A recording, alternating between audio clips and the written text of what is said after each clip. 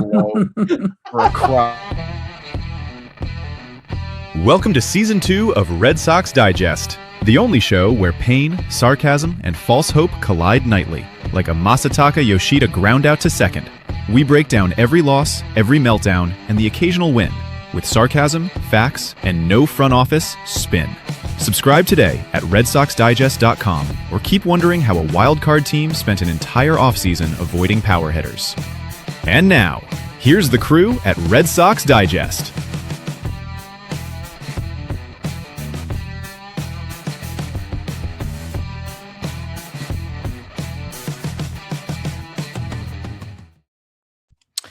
Good evening, sports fans, and welcome to another edition of Red Sox Digest. I am your host tonight, Jim Delfino. And I got to be honest, hosting this show right now feels like running a funeral, except the body keeps getting up every night just to die again in a slightly dumber way. At this point, I'm not even a host. I'm a grief counselor for Red Sox fans. Tell me where it hurt you tonight. Oh, the fifth inning? Yeah, that'll do it. Joining me tonight is Nick Face. Nick is so pissed off right now, he's probably yelling at his TV like it owes him money. This guy doesn't just hate losing, he takes it personally. Somewhere right now, he's tweeting in all caps, arguing with three Padres fans and some guy named Sox Optimist 42 who still thinks this team is close. Close to what, Nick? A complete mental breakdown? Joining me tonight as well as Thayer Doyle. Thayer's the fundamentals guy, which means tonight he's sitting there watching this team like a high school teacher whose class just ate glue. Guys, we talked about this. We don't blow 4-run leads. That's day one stuff. And finally joining us and rounding it out is John Martinello. John's going to come in with the analytics like, well, actually, if you remove the fifth inning, the eighth inning, and the ninth inning, Red Sox won this game. It's really the only way that this team can win right now. Let's just remove all the parts where they completely collapsed like a cheap lawn chair. Let's get into it. Your Boston Red Sox, who apparently specialize in emotional damage, blew a 4-0 lead and lost 8-6 to the Padres. And let me say this as clear as possible.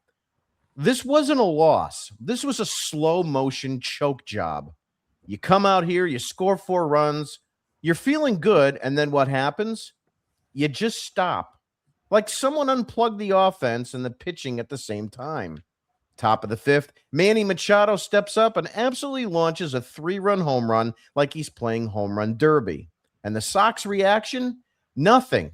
No pushback, no fight, no, hey, maybe this is not a complete fall apart here. Just the same dead blank look like, yeah, here we go again.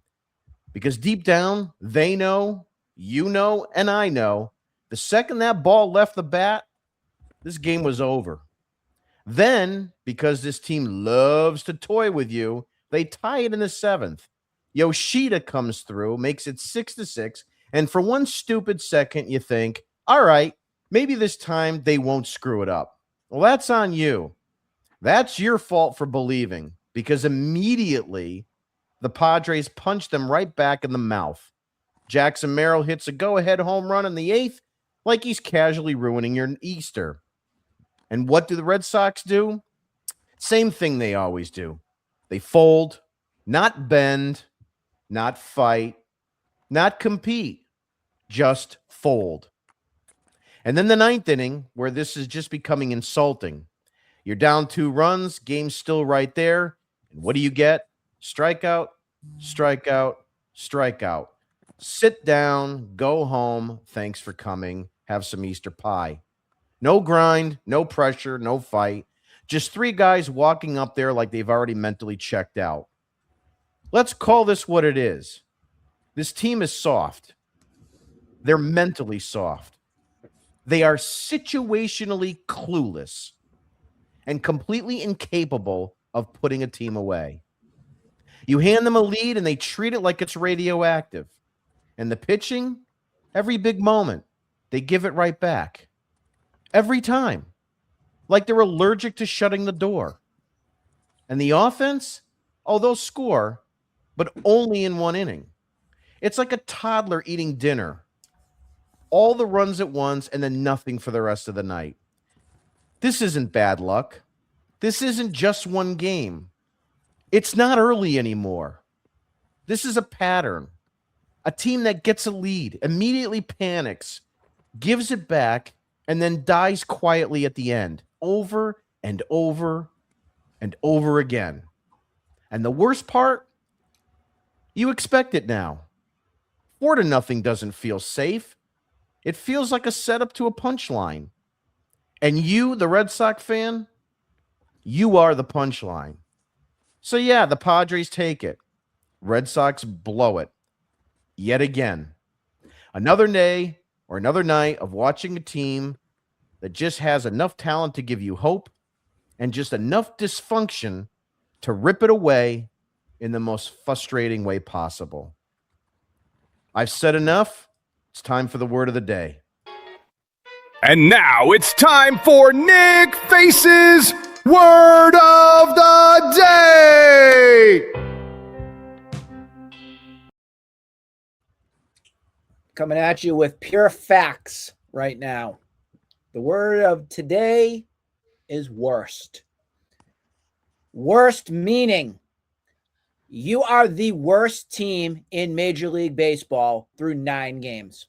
You are 2-7. That is the pits of Major League Baseball. Let that sink in for all of you optimists out there. Oh, it's early. It's only a week. The weather hasn't turned 70 yet. Boo-hoo. This team sucks. Flat out sucks. There's nothing to look forward to right now. There isn't anything that I'm going to run to my television screen or go to Fenway Park that I want to see. This team, let that sink in. Is that what you said? Let it sink in. Yeah. That sink is you can leave the water running because that's how bad this team is. Flush it right down the drain. I want to be hopeful on something, but much like I've said, and we all have said this before, even if the pitching is half decent, you have to hit a baseball, and you can't do that.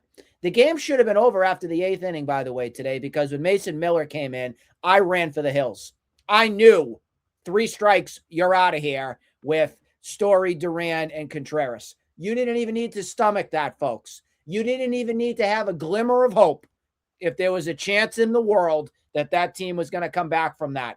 You could have had another Easter buffet special dinner, and you still wouldn't have to suffer through any of that right there. That bad. To make matters even funnier at Fenway Park, for the first time this season, we heard the Boo Birds come out loud and clear. And sometimes you haven't heard that at Fenway Park because sometimes the Pink Hats or your travelers or your, look at this museum. Isn't this great? The theater production's wonderful. I'd love to talk about this. You heard Sell the Team today, very loud and clear, right on the DEI network, which I'm going to nickname them. I'm not going to call them by their name anymore. They are the DEI network. And if you want to come at me for it, go right ahead. Sell the team. Sell the team. And isn't that funny that this is something that we have talked about ad nauseum here on this pod? We have talked about it repeatedly, that in at least my opinion, I'm just going to speak for myself because I think others may have a different take. Who knows? Yes, the only way out of this mess is if John Henry sells this team, because then it is a restart. It is a no more Breslow, no more Cora, no more Sam Kennedy's. It's a fresh start. We need to get rid of this right now. Thank you very much for the 4, but you don't care anymore. You don't.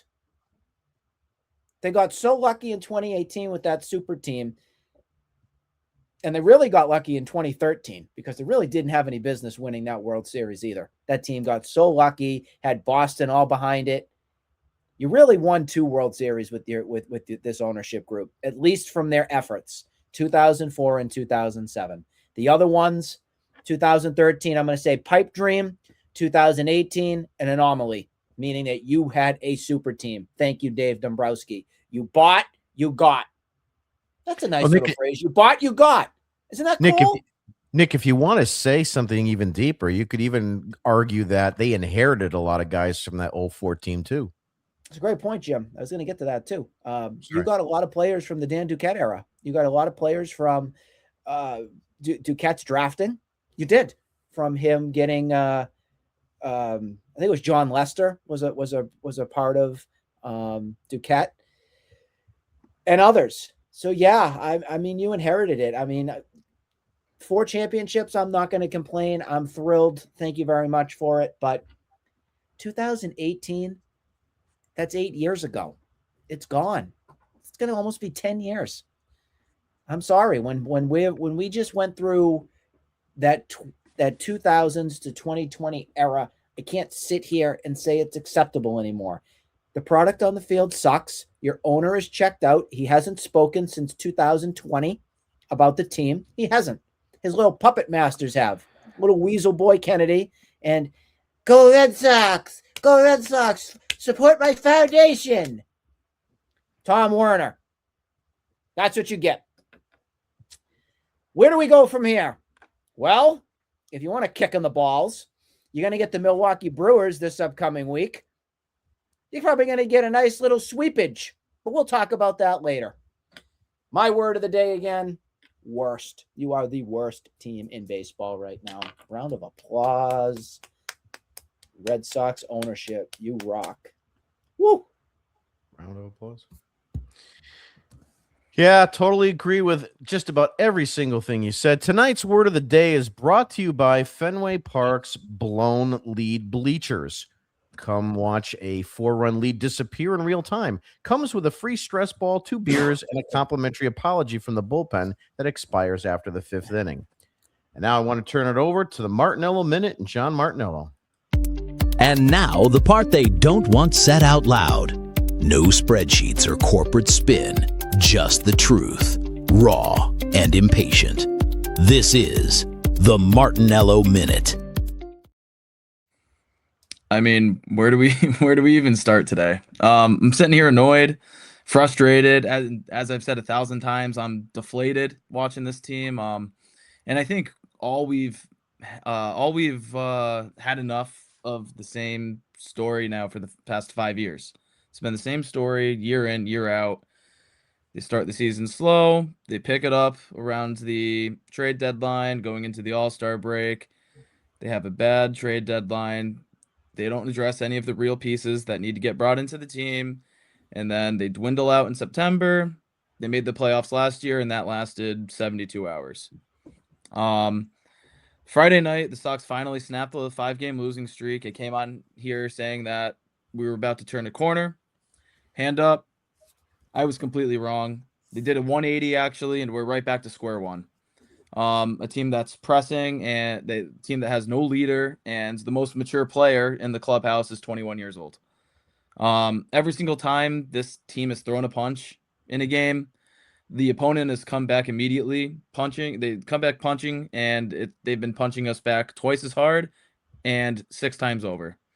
You're 2-7. It's the worst start since 2019 and 1945 before then. And mind you, that 1945 team, half of the roster was overseas fighting on the beaches of Normandy. But I love this team. I'm gonna follow them through the depths of hell. We're there right now. I watch every game. I'll watch every post-game show. I'll watch every pre-game show. I'll subscribe to John Henry's TV network. I get told things are getting better, but we've been living in the Groundhog Day movie for the last 5 years. The fans today were chanting, "Sell the team," and John Henry laughs back in our faces and says, "Here's some lobster poutine." Nick, your word was worst, but I've got a first. We're the first team to 7 losses. And no, we're not going worst to first. No. Not in the same season anyway. Not unless we're Dr. Seuss. Well, I tried to get a little bit of that in there. I rehearsed that last line. The Martinello Minute is sponsored by the San Diego Padres Thank You program, because every time the Red Sox take a lead, they immediately give it back with interest. Padre fans, you're welcome. And now I want to turn it over to Thayer with the third strike. And now It's time for the third strike with Thayer. All offseason, we talked about needing power bats and getting a second pitcher. No one mentioned anything about the bullpen. They thought it was going to be fantastic. If you look at what we had to sit through the last 2 days, the bullpen killed us in both games. Greg Weissert, I joked about it on Friday. When he doesn't give up a bomb, we're okay. He's coming to 4 games. He's given up 3 bombs. They've lost all 3 games. The bullpen is atrocious right now. Chapman is going to take a little while to get going. He cost us the other day, especially without Whitlock around. They're working at a disadvantage. You've had your starting pitchers give you 4 innings the last 2 games. That's completely unacceptable. They talked about making this a pitching and defense kind of team. The defense has been very sketchy. The pitching hasn't been very good. Now, what bothers me is they talk about having pitching depth. Ranger Suarez was clearly not ready to go, clearly for the start of the season. Yet, he really hasn't missed a start. This start was better than his previous start. I'll give him that. He pitched well for the first 3 innings, but that is what we would be looking at with him in around the middle of spring training as they're building up what he needs to do. He's not ready. He gave you 3 good innings, then he fell off the cliff. Faltered in the 4th inning.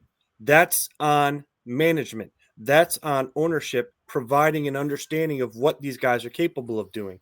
They shouldn't have him pitching in the major leagues because all it's going to do is continue to blow out your already depleted and crappy bullpen, which we saw today. The poor kid had to be left in there for an extra inning. You know, I probably wouldn't have done it myself, but the last 3 or 4 games, you've been using your entire bullpen. And really, to be honest, I think this kid's better than Zach Kelly on fresh. So it's hard to really get on Cora for that one. But this is really the issue that we have. This bullpen is atrocious right now, especially without Whitlock and that underbelly. I'll give you Slayton, Whitlock, and Chapman are going to be fine when we have a lead, but very seldomly do we have a lead. And we have to understand, Jim, going back to your monologue, you have to have a sit-down inning and a shut-down inning with your pitching staff after you score. You cannot score 4 runs and then give up 3. You can't tie the game, make it 6-6, and then just put a I won't say it, a fastball right down the middle that just gets obliterated. It's just, you can't do that. You can't make those mistakes. And the other aspect of it is every mistake the Red Sox pitchers are making are leaving the ballpark because other teams have people who are capable of hitting home runs. We struggle to do that. We had to score 6 runs. They've scored 6 and 5 runs this series. That's an improvement over what we were seeing before, but they have to do it with multiple hits. They have to grind it out. They have to do things. And unfortunately, when you're doing that, especially with a team of, shall we say it, incompetent ball players, you run into the risk of what you saw today.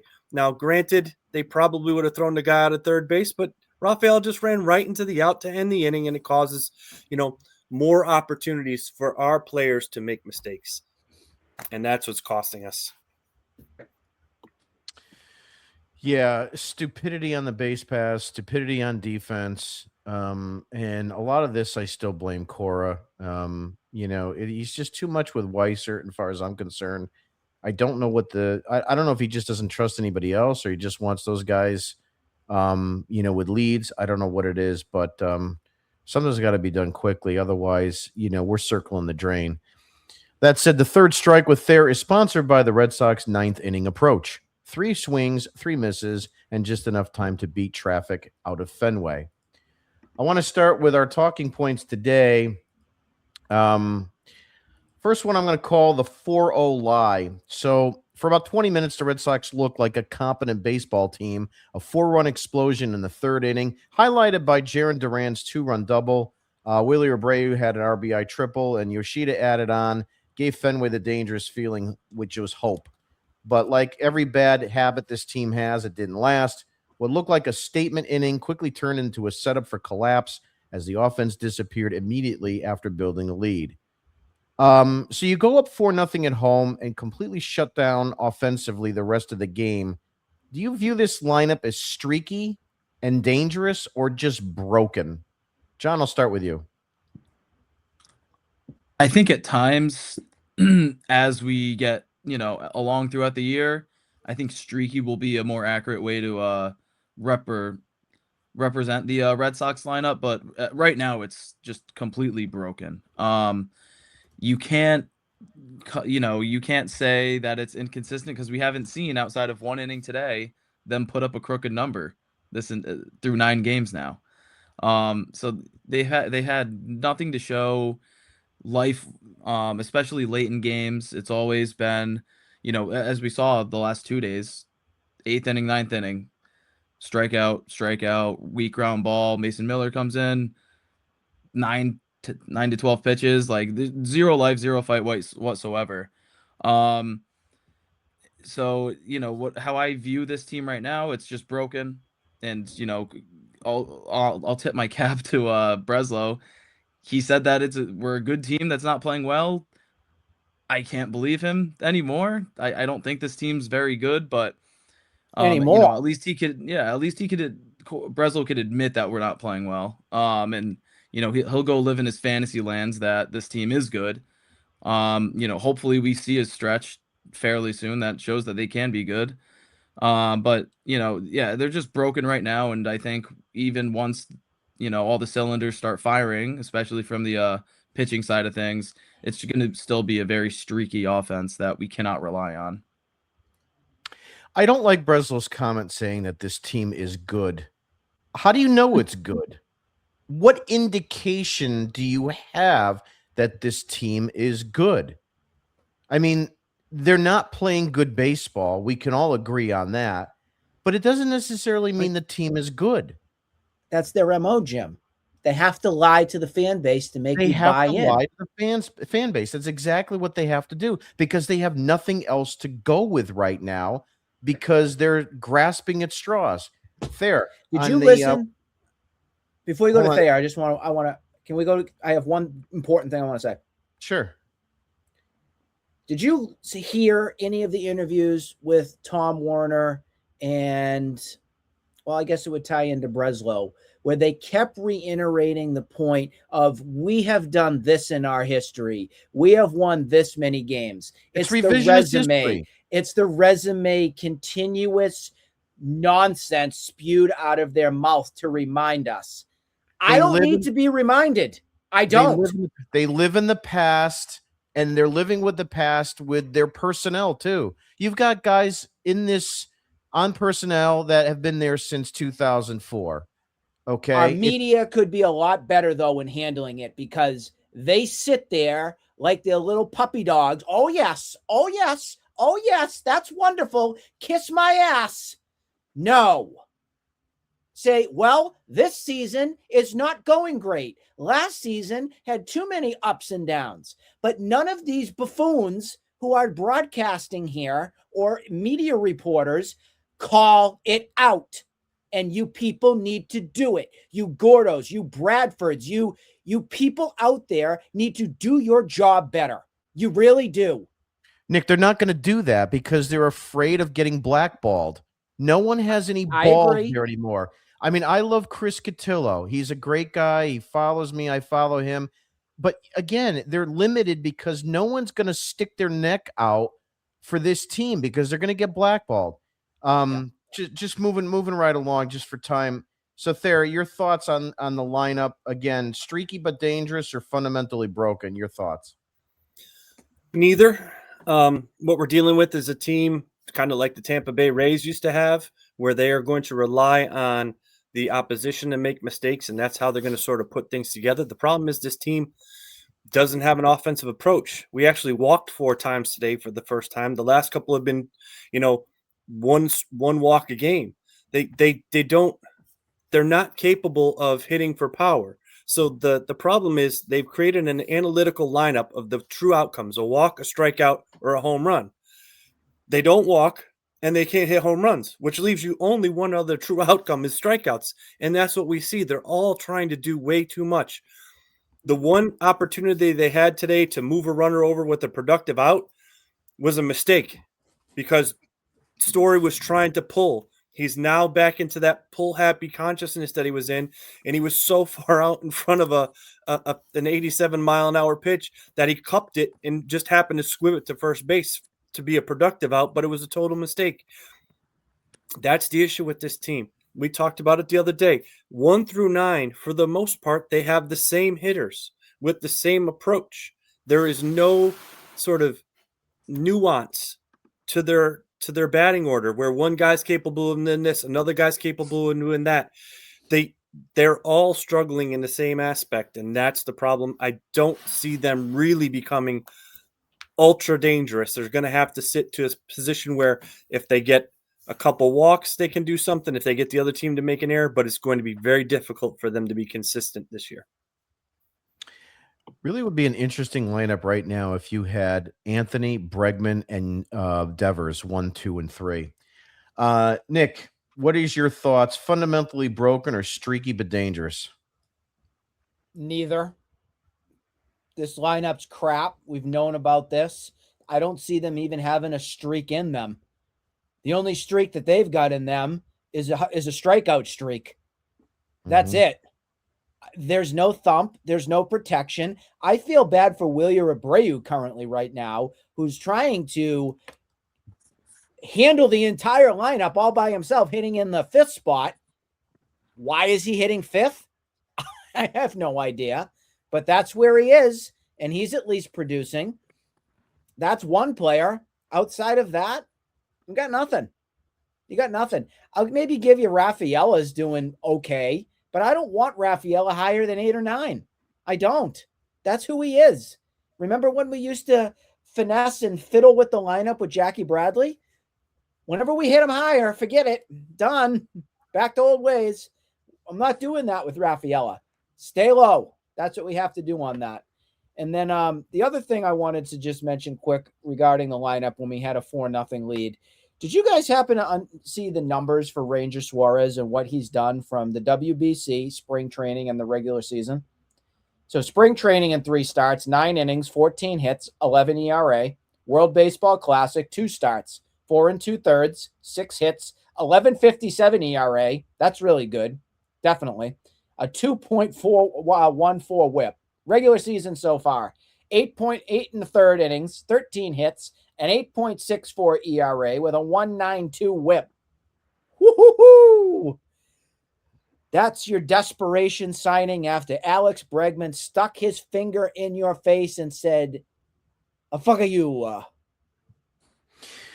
You know, on the post-game show, I think I caught part of it. Papelbon was saying that he doesn't believe that Ranger Suarez, with this new ABS system, his approach, and I was talking to John before we all got on tonight, his approach doesn't work with this ABS system now. John, I'll start with you just because you and I were discussing it. Just walk me through what your thoughts are with that. Yeah, I mean, he's been a guy his whole career that doesn't have the velocity to blow a fastball by you. So he relies on working the corners, expanding the strike zone, and getting help from the umpire in doing so. So when you introduce this ABS system that eliminates, or for the most part eliminates, those borderline pitches that guys have gotten throughout their careers, a couple inches off the plate. Now with the ABS, these umpires are hesitant to, that borderline pitch. They're calling them balls a lot more now than they have before. And it's very evident that Ranger feels, or he seems uncomfortable on the mound. And, it's just because he doesn't have that ability to get away with a pitch early in the count and then be able to rely on, a batter having to keep in the back of his head that now I have to go and get that. So the zone's shrunk on him.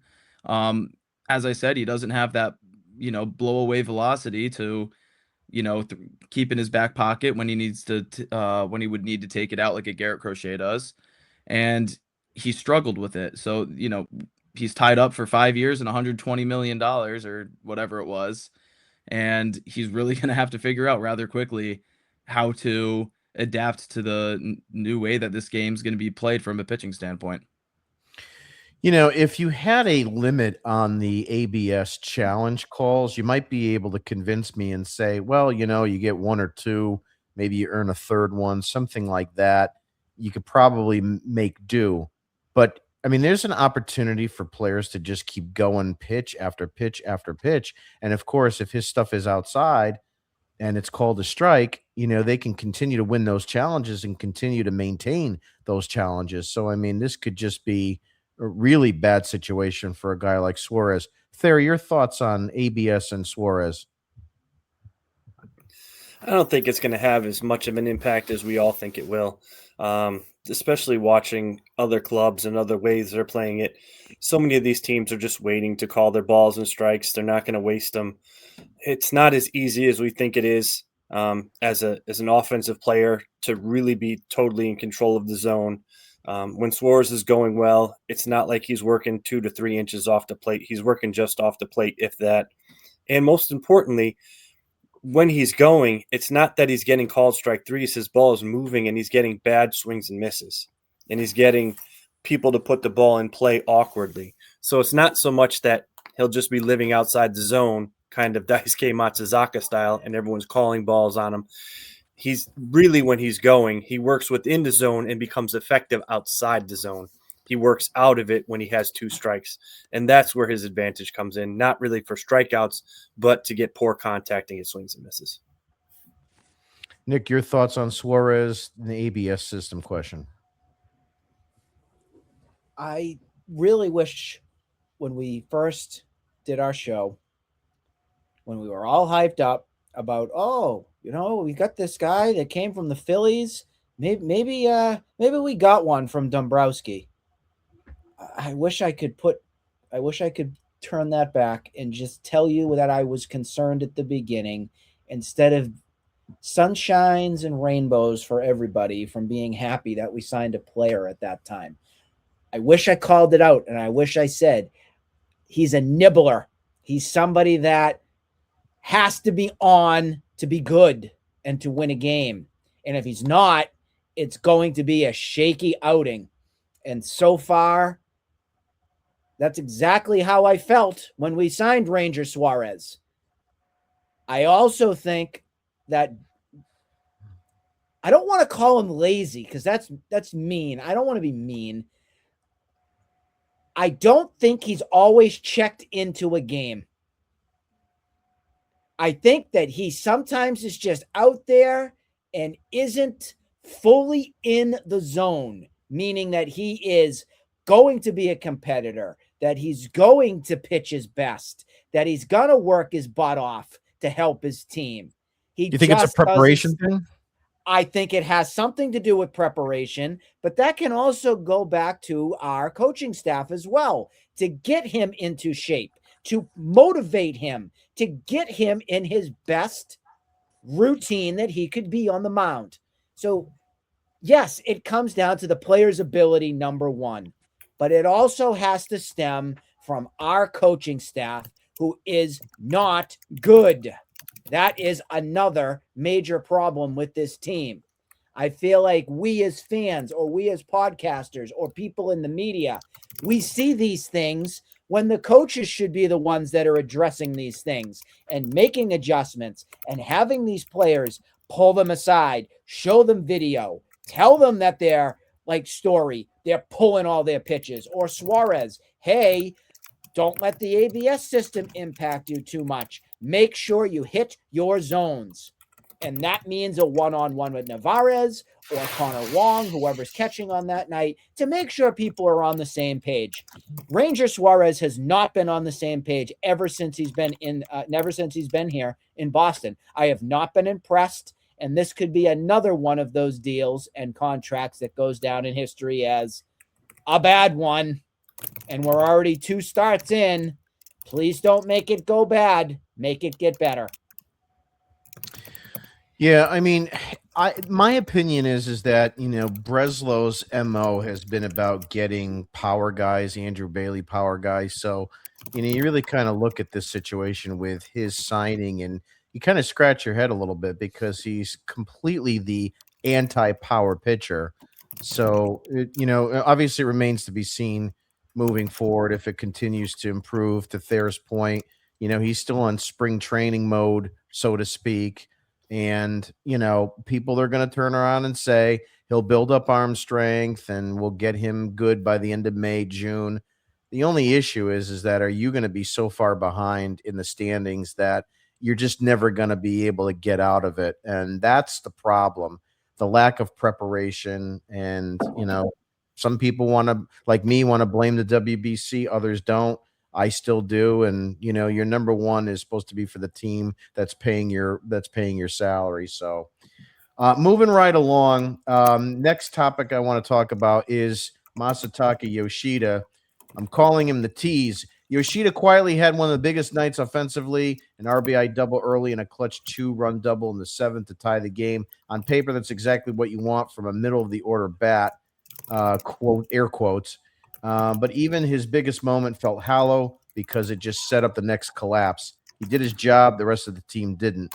My question is, Yoshida came through in these big spots. Are we at the point 9 games into the season where we need to play him every day because nothing else is working? Thayer, I'll start with you.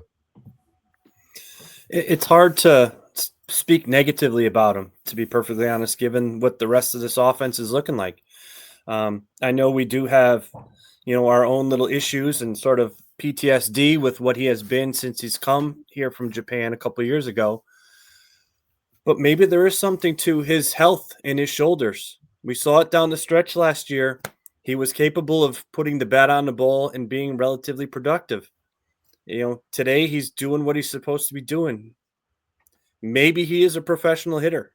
Maybe he's a guy that he's not going to be the home run hitter that we need him to be, but perhaps he's a guy that's actually going to be able to put the ball in play and maybe move station to station and do a little something beyond just totally striking out. So I'm not going to speak negatively of him because even right now, he's far more productive than Anthony has been. And I know Anthony will get better, but Masataka is doing what he's supposed to be doing right now. I struggle with playing him in left field, but again, it all really comes back to the roster construction. And they've messed up the bullpen. They didn't get the power bats. They kept all of the left-handed hitting outfielders who are not really good outfielders. So we have to deal with what we got to deal with. And to be perfectly honest, this guy is at least producing. Well, the one thing that you can count on with him is contact. I mean, his biggest gripe is that he grounds out the second base, hence season 2's opening song. But, for a team that doesn't have the power and needs contact hitting, he's the one guy that you can almost, I don't want to say rely on in this lineup to actually make contact when you need it. But, you did see that in the postseason. When you needed contact, he was getting it. And that's the problem because this team doesn't have the identity of being a powerhouse offense. And that's the reason why you look at guys like Caleb Durbin and you expect more out of him, more contact, and you hope that you start doing more station to station because that's how you're going to score these runs like today. You're not going to get the 3-run home run, and you need to be able to score these runs. You need to be able to have contact, move runners over, play some small ball like Cora did in game 1. And that's where this team is lacking. John, you're up. What are your thoughts on Yoshida? Should he be playing every day at this point? At this current state in time, yeah, honestly, the guy's walking in 40% of his at bats. So, if it's not going to be contacts, like the dude's getting on base and he doesn't strike out. We've seen it throughout his entire tenure with the Red Sox. Will he ground out to second base when he does make contact? Yes, but he doesn't strike out. And for a team that strikes out left and right, they struck out 10 times again today. And I believe that's it's either 5 or 6 out of the first 9 games of the season. They've struck out 10 or more times. You need that bat in your lineup. That's at least just going to put the ball on the ground, whether that's to second base or not. Just get the ball in the play and make the defense make a play to get you out. Obviously he's not going to supply any of the power that this team needs, but again, just purely his ability to get on base and his ability to not walk back to the dugout after looking at a fastball down the middle, that for what this team needs right now, which is guys getting on base, he's the gold standard at this point in time. Yeah. The thing with him is that, if he could find those holes down the first base line, he can use the whole field. We've seen it. So, but right now, I mean, I'm pro Yoshida. I want him in that lineup because he's probably the only guy that I trust right now that's going to make contact in a big spot. Nick, your thoughts? Yoshida's going to play. He's going to play. Pains me to have to say it. That's the first time I've said Yoshida instead of Yoshida all season, but we're past that point, I think. I think you're going to have to get uncomfortable with inserting him into the lineup. I keep going back and forth. Do I like Roman Anthony or do I like Yoshida in left field right now? And truthfully, right now, I think it's a coin flip. I think you rotate the two of them in left between DH and left. Duran is my center fielder. Wilyer Abreu is my right fielder. Rafaela, you're moving to second base. Marcelo Meyer, you're my shortstop. Caleb Durbin and Trevor Story, you better figure it out because either between Marcelo Meyer or Caleb Durbin or Trevor Story, one of those guys is going to be hitting the pine because they ain't cutting it. So that's what you're going to have to do. Do I like it? No, but you have to play the hot hand. I'm sick of it. The veteran type like Trevor Story. Oh, he's been around the league. Oh, he's good. Oh, we're going to keep him in the 2 spot. We're just going to keep riding it out. No, we're not going to keep riding it out. I'm not going to sit here and accept it anymore. The lineup I just gave you is what I would ride. If you don't like it, hey, that's your opinion. But I'm telling you right now, that's my lineup that I'm going to put out to try and win a baseball game. Sorry to be so cut and dry, but that's where I'm at. Yeah, last topic before we go to probables and comments. Last thing that I'm going to talk about is Ceddanne Rafaela today. Rafaela was brought in for one reason, impact the game with his speed, and he did, just not in a way that helps you win in the 7th, right after Yoshida ties at 6-6. The Red Sox had a chance to keep the inning alive and build some momentum. Instead, Rafaela gets thrown out at third on a fielder's choice, ending the inning immediately. And here's the worst part. There already was 2 outs, but if the throw goes to first, the inning is over anyway. So what exactly is the upside? There isn't one. That's not aggressive baseball. It's a complete lack of situational awareness. You risk everything for literally 0 gain. I'd like to get your opinions on that play. Again, just to remind everybody, a throw to first, it's the last out anyway, but you can't get caught, in no man's land between second and third. Nick, I'll start with you. It's baseball awareness again. Rafaela did not have a very good mental weekend between lapses in center field. There was a couple balls that he should have absolutely caught. He had terrible routes on them. And now getting another mental mistake on the bases. This is who they are. This is what they do. It happens on a nightly, daily basis. Why they don't have this awareness and IQ still to this point, it's sad. It's sad because I grew up from my baseball coach, and then through playing. John, you probably did the same with whoever brought you up from coaching into playing. If we made a mistake, we owned it, and we would have a punishment of sorts. Our punishment, if we did it, was you have foul poles. You get picked off, you do something stupid, you're going to be going back and forth. That, within my mind, told me, okay, my coach is mad at me. I made a mistake. I own it, and I'm not going to make that same mistake again. It's called the mental game. And I wish my baseball coach, Coach Moscarello, was the coach of the Red Sox right now, because it would be a totally different team. I think some of these guys may cry, and he's not an evil man by any ways. He's a wonderful man. Massachusetts Baseball Hall of Fame. Huge resume if you haven't looked him up. Pete Moscarello. But that's who I got. That's who I learned from. That's my mentor. That's the person that taught me how to play the game the right way. and why this isn't adapted and brought up to the big league level, it blows my mind. Every time I think about it, I go, oh, Coach Moss would have had me at that foul pole, or we would have been throwing up until we made and didn't make that same mistake again. But they keep doing it time and time and time again. It is unbelievable. But this is who they are. This is what we get. This is what you got to roll with.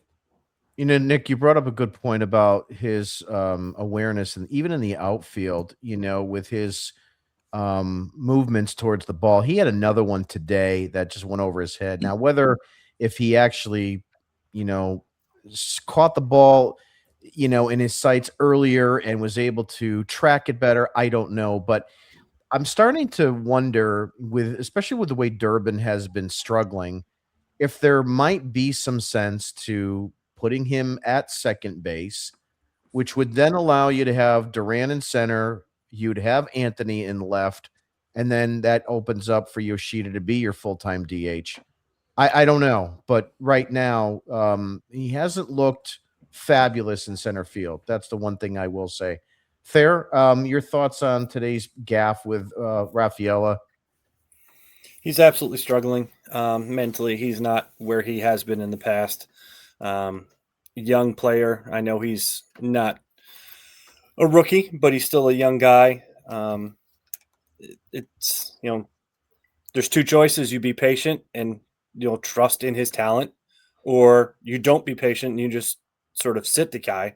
I don't think it benefits the team at all to sit him. I think that they're much better having him engaged in playing. Second base, I struggle with. I know he's a gifted and talented guy, but other than for Mookie Betts and Shohei Ohtani, baseball is hard. And to play center field and then to shortstop and then go back to center field and to come in and play second base and to do all these things, it's not an easy thing to do, especially at the level that they're playing at. They are playing with the greatest players in the world. And you have to be comfortable. You have to be in a situation where you understand and are confident in it. And baseball is so mental that no matter how gifted physically you are, if you are not engaged upstairs, it's 10 times harder to play. So I think really they just have to work with them, or if that's what you guys want, just axe them, cut them, and hey, let's see if Duran can actually do any better. But I know a couple of years ago we were pretty upset with the way Duran was playing center field and the way he just let balls go flying over his head and then pouted after him as well. Yeah, no, I agree with what you're saying. I think my point was just because of the logjam and the fact that it appears that Yoshida needs to start playing. And, are you going to put him in left field every night? And if you're not going to do that, this may be the only way since Durbin is struggling. But it's tough. It's definitely tough because then, Durbin's going to lose confidence. John, your thoughts on Rafaela's incident today? Yeah, I mean, I wasn't able to watch the second half of this game, so I didn't see the Rafaela play. But when as a runner on second base and there's no force play on, there's nobody behind you at first, you learn from a very young age the fundamentals. If the ball's hit right at you, you go back to second base. If that ball's hit to your right, you go back to second base. If that ball's hit to your left, go ahead and go to third. If the ball's hit weakly, pulls the third baseman in, go ahead to third base. So, I didn't see the play. I'm going to assume that it was probably right to Bogarts at shortstop, and they just gunned him down at third. It was to the third baseman. It was a chopper. Machado fielded the ball pretty much even with the bag, but he came in and had to get it on a short hop. So it was one of those things where you either have to freeze or you keep going. His problem was was going, and Machado made the play, and he was right there. So really, you have to realize that's one you just have to wait on. But again, it was a mistake. Yeah, and again, as I said on the last show, you can't go a Red Sox game without watching a dumb happen. So I got to miss the one today, so that's at least I could go to bed with a smile on my face about that. But as far as the fielding Consider goes with yourself lucky. Rafaela, I'm not concerned whatsoever about his ability out there. He should have won the Platinum Glove last year if it wasn't for that award being a popularity contest. So him in the outfield, he made a mistake on a Friday, with the sun out there, and then yesterday maybe he misread that line drive from Tatis. I'm not completely sure, but once we get to September, he's gonna have he's gonna be in the finalist for center field Gold Glove. He's gonna have all the advanced metrics that shout out that he's a top 2, top 3 center fielder in the league. So I'm not concerned about it. But on the base paths, at least that's Cora's and the rest of the guys in the dugout's job to handle. And again, when you're a team that relies on pitching and defense, when you're not pitching well and your defense also isn't holding up its side of the bargain, you can't make these mistakes on the base path. So long story short, like the stupid shit that we keep seeing day in and day out, it's got to stop.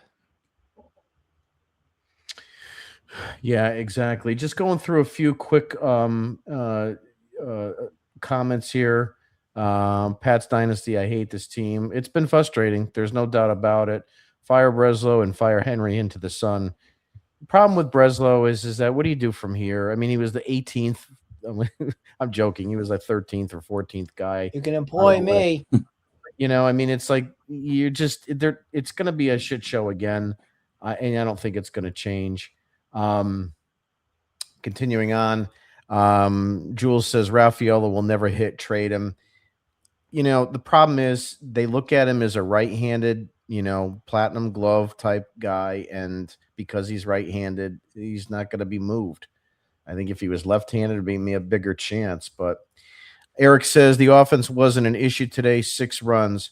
Yeah, they scored 6 runs, but they can't hold it. So it's like when they get some runs, the bullpen and the pitching goes bad, and then when they get good pitching, they can't hit. So, they can't lose games when they're scoring 6 runs because they've got the pitching, you would think on paper, to avoid losing a game that they score 6 runs in, but it's just not happening. Let's go Padres. It's very funny. Mick says, Breslow on the telecast today made me ill. He's clueless. Some people aren't good at their jobs, even though they have a job. Yeah, I mean, he wasn't their first choice. That's the long and short of it. And I think we might look back at this in time and think that Chaim Bloom was probably even better than he was.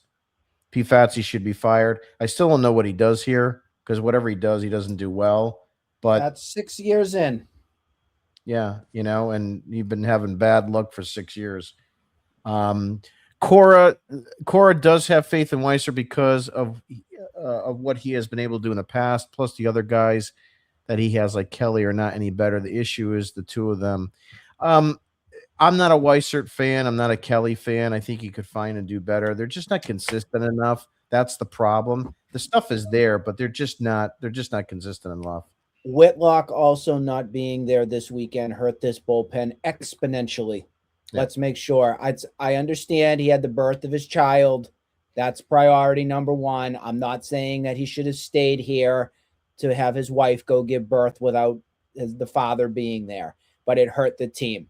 That's the only thing I'm saying on it. I'm all about family. I get it. Baseball should be secondary, but overall, it hurt this team. Brent says if Bregman never left, Ranger would not be on this team. Oh, that's absolutely right. I mean, that's it was a reaction signing, but that's what this team does. It's the same thing with the Rafael Devers contract because they were destroyed by the fans at winter weekend, and they wound up signing him to an extensive deal because they are a reactionary club. They can't tolerate the poor PR, which makes me laugh because they get poor PR all the time with especially today. Yeah, with the way that they're running the organization. Jules says that Massa plays left field better than Roman. For all the crap we give him, he's not the worst left fielder in the world. But I mean, I just don't. I really have a big concern about Roman's arm. I know John says he can fix it. But that's the point. Give me 45 minutes. I think that's the point that Jules was trying to make here is that we've always been concerned with Masataka Yoshida's arm. And now we're concerned on Roman Anthony's arm. So I'm now, concerned with, like I'm I told concerned you, with Massa's glove. I can't. Every single time a ball goes to left field, I want to I'm shut my eyes. concerned that the turn off lights and the Oh my God. scoreboard are never going to be the same. So I've never seen anything like that before, and there's no way I trust him to make a play in left field. Jules also says Meyer over Story easy because of the D. You know, Story has been an absolute train wreck so far this season. Both sides of the diamond. I mean, it's been bad. His arm is bad. His defense is bad. He can't hit. He needs to be moved to second base, and Mayer needs to be the shortstop. And that's not going to happen until this team or until the front office or Cora believes that Meyer can stay on the field. It's just not going to happen, and it sucks because if in a perfect world, if everybody was healthy all the time, Meyer would have been the opening day shortstop. maybe Story will get hurt again. Maybe. Oh, did I say that out loud? I'm sorry. Yeah, well, it's probably. I'm such an evil bunny. Matt says, Jim, I can't do this anymore. We're with you, my friend. Why put Cora? Why Cora put Weissert in is beyond me. It's got to be a trust thing. I just don't have another answer for you. But he has not been effective at all, and quite frankly, I just don't want to see him, pitch another game. I don't trust the guy at all. I don't know what there is. And to Nick's point, this is a classic game that you would have saw. Garrett Whitlock in because they needed to actually win this game. They needed to take 2 out of 3, and it just didn't happen. Finishing off on the upcoming series with Milwaukee. So tomorrow, April 6th, Milwaukee Brewers come into town. We have a 6:45 start. Brian Bayo against Brandon Woodruff. Tuesday is also a 6:45 start. Will be Garrett Crochet against Jacob Mizorowski. And then Wednesday is a 1:35 start, another getaway game. Wednesday games. It's going to be Sonny Gray. And from what I see here, Milwaukee hasn't announced a starter for that game yet. But Nick, I'll start with you. 3-game series for Milwaukee. I think I know where your thoughts are for this one, but what are what's your projections or predictions for this game? Well, we're 2-7 now, correct? Correct. You will be 2-10 by Wednesday. Yeah, I think they're going to get swept too. Thayer, your thoughts on complete sweepage? Your thoughts on 1-2. I think they get the Crochet game. And John, what do you think for this series? I got the Sox. I got the Sox taking 2 out of 3 in this one. The first, you're a better man than us. I think they lose tomorrow. I think Brandon Woodruff shoves it up their ass. But Crochet's not going to lose 2 starts in a row. So Tuesday's game against Mizorowski. I don't buy the hype on Mizorowski. I know he throws a hard fastball with a hard slider, but he's inconsistent in the strike zone. And if there's one thing that the Red Sox can do, and what they preach every day at Driveline, is to hit fastball. So I'll take that. And then the third game, if Chad Patrick shoves it up your ass, these guys, like, I can't physically, like, biologically say that the Red Sox are going to lose a game in which Chad Patrick is pitching against them in. Well, I mean, we could have said the same thing against Walker Buehler today, my friend. I'm going with it. They didn't lose to Walker Buehler. That's true. So I'm hesitant. I think it's going to be a sweep, but I think if they're going to win one, it would be the Crochet game. But that's going to have to be a game that he absolutely dazzles in. If he's given up 2 or 3 runs in that game, they are not going to win the game. He needs to give up 1 or 0 runs. I have no faith that there's going to be enough offense.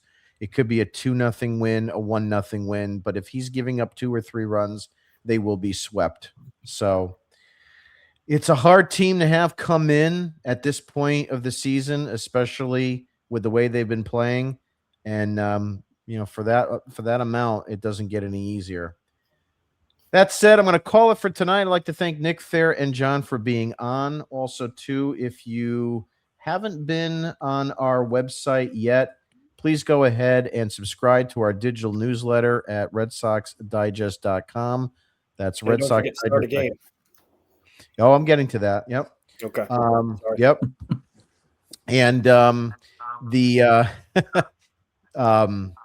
if you go there, we do have an article every day for the for the prior game, and also to copies of the transcripts and these audios. We have both the live stream, and if you sign up, you get the audio sent right to your email inbox every day. Finishing off with today's star of the game, we have a little sweepstakes going. Every time that we are live on air, you'll see a graphic like this on my Twitter handle and for Red Sox Digest Twitter handle. And all you have to do is comment at the bottom before the game starts who you think the star of the game is going to be.